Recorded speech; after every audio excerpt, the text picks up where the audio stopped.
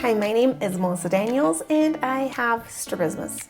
Strabismus is when your eyes are not pointing in the same direction like this. And over the last few years, I've done a lot of vision therapy and I have learned to use my eyes together. Now, a lot of people reach out to me because they're parents and they have little kids that have strabismus. It's usually discovered within those first few years of life, and they're kind of at a loss of what they should be doing with this child because they don't want to jump into surgery, but they're a little too young to start like in-office vision therapy. And so there's this limbo of what am I supposed to do with my kid right now while we're waiting for them to be old enough for this therapy. And that is what this video is about. I'm going to give you some actual exercises you can do with your little kid, ages 0 to 5. I'm going to recommend some books and different things that you can use as resources, and it'll help give you something to do in that interim. Before we jump into that, I want to make sure you know that you can go over to learn.strabismussolutions.com to get some of the resources that I offer. I've got free downloads. You can schedule a call with me. You can also find a vision therapy office. Even if your child is only 6 months old, you can still take them into a vision therapy office and get the full evaluation. And they can also give you a lot of things that you can do while you wait for them to be a little bit older to be able to do that weekly therapy in office. All right, let's jump into some different things that you can do with your young baby, toddler, little kid with strabismus or lazy eye. I want to just emphasize a few big ideas that you need to focus on. One, make sure they go through those proper developmental milestones nice and slow. Don't rush it. Don't worry if your baby's not walking and they're a year old. It's fine. The longer they crawl, the better. You got to focus on that tummy time. I know it's the worst. Okay, I have 4 kids. I get it. They cry.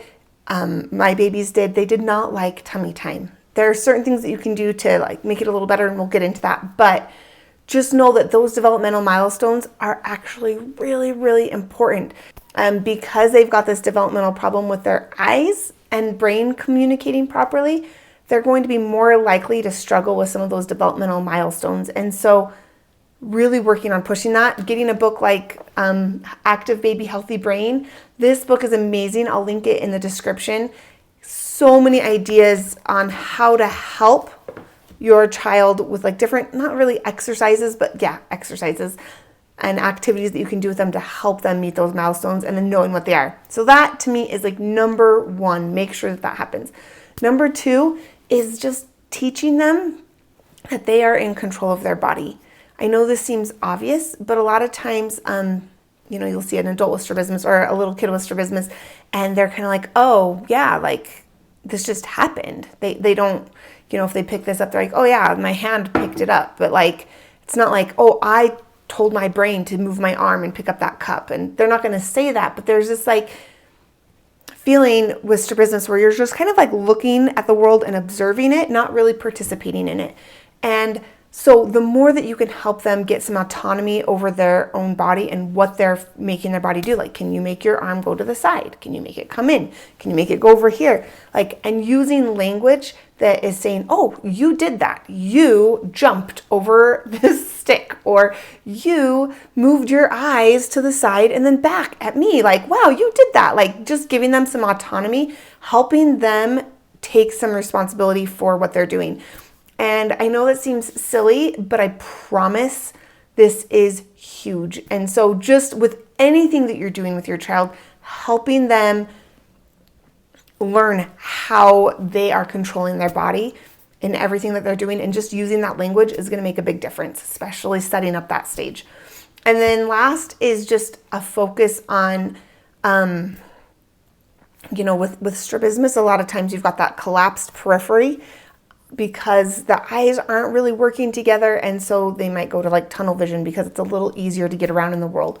So helping them learn to open that up and use their peripheral. So any sort of activities where you're looking at them in the eye and you're having your fingers where's my hand? How many fingers am I holding up? I'll give you some specific activities, but the idea is that they can look forward and still have some experiences with what's happening in the space around them, and just being aware of that and more secure with where is my body? Where is my body in this room, in this space? So those are 3 big key points that I would think are super important for that young developing child, okay? Developmental milestones, taking like that personal autonomy, like where am I, what is my body doing, and I'm controlling it. And then that focus on opening up that peripheral and having that good central at the same time, okay? All right, now let's get into the different exercises that you can do to build some of those skills. First one I want to talk about is just tummy time. And this is important from the time they're born until forever. Tummy time is going to make a huge difference, and there's a lot of different ways to do it. So, of course, with a small infant, it's just going to be on their stomach. You can lay in front of them, make eye contact, play with them, give them something to look at. This is helping with their ATNR reflex, and this is just a primitive reflex that everyone goes through, but you're helping integrate that, helping build that muscle tone in the neck as they're on their tummy and looking up. As the child gets older, you could put them on an exercise ball on their tummy and you can roll it back and forth. They could roll themselves if it was a smaller ball and like touch something on the wall, or give you a high five as they get closer. They could be on a swing, swinging back and forth, being a bird, putting their arms up with their head looking up as they're on their tummy swinging. They can swing to touch something, give you a high five. Again, trade a beanbag, something like that. So the idea is that they're on their stomach, their head is raised, and they're looking at something. So they're practicing that eye contact, control of their eyes, and building that muscle tone in their body. Super important developmentally. Another fun one that you can do is with rhythm sticks.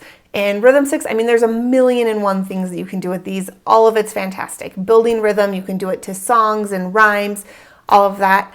A specific way that you could use this is for central peripheral work, is you can put different colors of tape on the rhythm sticks, and you each have, with the younger child, maybe only 1 stick, but as they get older, you could have 2.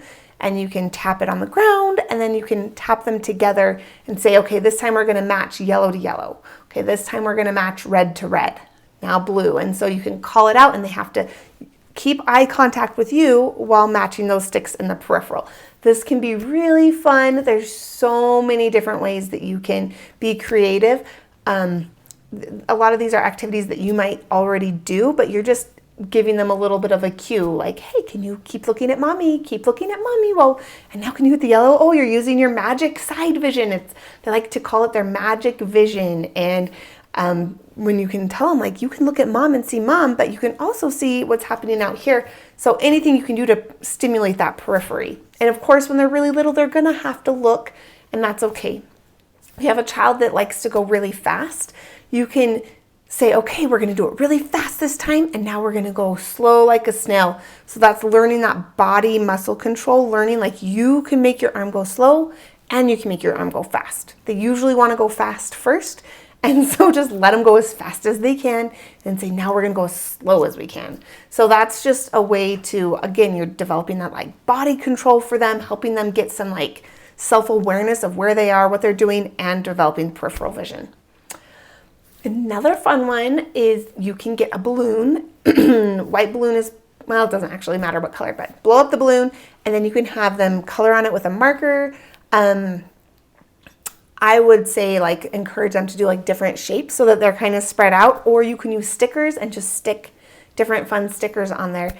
And then you can play with the ball and you can toss it in the air and then say, okay, can you touch, the crayon on the ball or the triangle on the ball, whatever stickers or shapes that you made on your balloon. And so then they can try to hit that specific part of the balloon. And that's probably more advanced for littler kids. It's just hitting the ball and getting it back in the air. So this is going to help them with eye tracking. They have to move their eyes to the right spot. They have to time where their hand is with where their eye thinks the balloon's going to be. Balloons are great because they're really light. And so it's a lot easier. A great way to do this too, if your child's like really struggling or really little, you can get a helium balloon, and then like on like day 2 or 3, as it's starting to fall, it's like perfect because it falls even more slowly, which is fantastic. So that's a great one. And then last, we're going to talk about visualization. Visualization is a huge skill that needs to be developed. A lot of kids really struggle with being able to see pictures in their mind, and this is very fundamental for building good vision. And you would think like, no, it's what I see in real life, but it has to start inside the brain. And so getting them to use that visualization is so powerful. So this can be done with kids, I don't know how little, depends on the child, but anytime you're in the car, you can do stories. And my kids love this. So I'm not a perfect mom, okay, guys? Like most of the time, I'm not doing this. But when I do it, they do love it. You can just make up stories in your mind where you're imagining, you can have them close their eyes and tell a story.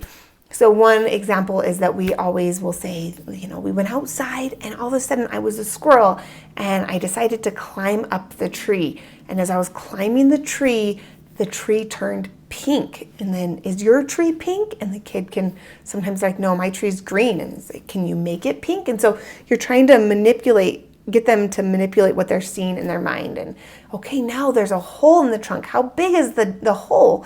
And ask them, like, how big do you see it? And then the squirrel crawls in and makes a little home, and then it decides to go get, and so then we just keep going with the story, but they're in the story, and then you're asking them, oh, now you have a blanket in your little house that you've made. Can you make your blanket blue with yellow polka dots? And okay, now can you make it green? And so manipulating those mental pictures. There are so many ways that you can do this. We do, Lynn Hellerstein is an amazing optometrist, and she always talks about hot air balloon rides. You breathe in and breathe out, and as you breathe out, you're filling up your hot air balloon, and then it floats into the sky. And you can talk about the clouds and different pictures that are forming in the clouds. You can talk about the colors of the hot air balloon. So there's a lot of different fun things you can do with that. My kids love making up stories where there's little mice living in the walls. This kind of creeps me out a little bit, but they love it. The mice are crawling in the walls and they make friends with them, and the mice are taking things from their dresser and making it into, anyways, they love it. You can talk about how they're friends and how we have to rescue. But then again, you're changing, is it a tall mouse or a short mouse? Is it fat or skinny? Is it blue? Is it green? And so you're helping them create mental pictures. It's huge. So there are so many more exercises that you could do. We could go on for 2 hours and give you tons of exercises. The idea is that you are being intentional about helping them develop their vision, their visualization, their body. All of those things are going to help with their strabismus, with their eye problems, right? They're going to learn that control over their big, their arms and their legs. And eventually that's going to spread to their eyes. They're going to learn how to control those things. And yeah, you can't necessarily do those like really specific eye exercises with a 2-year-old, but you can do these things that are going to build a really strong foundation so that the vision therapy goes a lot more smoothly later on.